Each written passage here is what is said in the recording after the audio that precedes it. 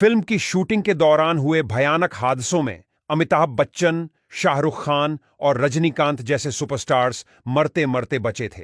इस वीडियो में हम आपको 8 सितारों के बारे में बताएंगे जो शूटिंग के दौरान मौत के मुंह में चले गए थे। नंबर 1, अमिताभ बच्चन।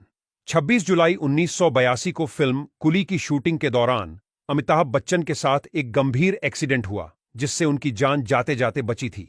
एक सीन में पुनीत इस्सर द्वारा पंच मारे जाने के बाद अमिताभ गलत तरीके से टेबल पर गिर गए, जिससे उनके पेट में गंभीर चोट और आंतरिक रक्तस्राव हुआ। हालत गंभीर होने पर उन्हें तुरंत अस्पताल ले जाया गया, जहां कई सर्जरी हुई। डॉक्टरों ने उन्हें एक समय क्लिनिकली डेड घोषित कर दिया था, लेकिन उनकी जान बचा ली गई। लगभग 2 महीने अस्पताल में रहने और लंबी रिकवरी के बाद 1983 में कुली रिलीज हुई, जिसमें वह सीन भी शामिल रखा गया और उस सीन के बाद स्क्रीन पर लिखा गया कि यह वह सीन है जिसमें अमिताभ बच्चन गंभीर रूप से घायल हो गए थे।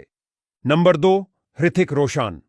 फिल्म बैंग बैंग की शूटिंग में जब ऋतिक रोशन एक खतरनाक स्टंट कर रहे थे, तब ऋतिक को सिर में गंभीर चोट लगी।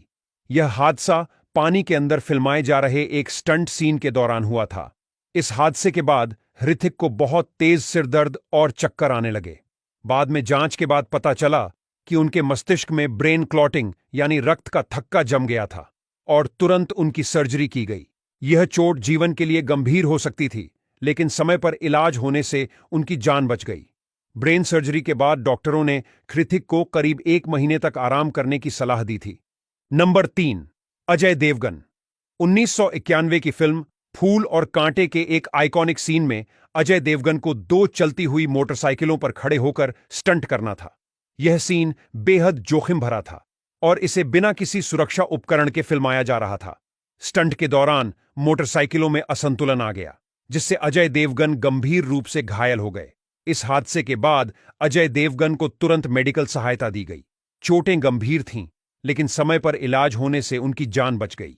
अजय देवगन को पीठ और पैरों में गंभीर चोटें आई थीं, लेकिन सौभाग्य से कोई स्थायी क्षति नहीं हुई। इस फिल्म से अजय देवगन को बॉलीवुड में एक्शन हीरो के रूप में पहचान मिली। नंबर 4, रजनीकांत। फिल्म राणा की शूटिंग के दौरान रजनीकांत की तबीयत अचानक बिगड़ गई, जिससे उन्हें शारीरिक थकावट और डिहाइड्रेशन की समस्या हुई।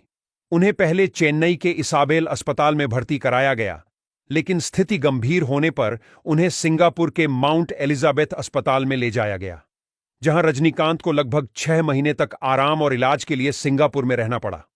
इस घटना के चलते फिल्म को पूरी तरह रद्द कर दिया गया था। रजनीकांत के स्वास्थ्य की खबर सुनकर उनके प्रशंसकों ने पूरे देश में उनके लिए प्रार्थनाएं की। 6 महीने के आराम के बाद रजनीकांत ने कबाली और लिंगा जैसी फिल्मों से वापसी की और इसके बाद अपने स्वास्थ्य पर विशेष ध्यान देने लगे। नंबर 5, सनी देओल। फिल्म घायल की शूटिंग के दौरान सनी देओल को एक खतरनाक स्टंट करते समय गंभीर चोट लगने से मरते मरते बचे थे।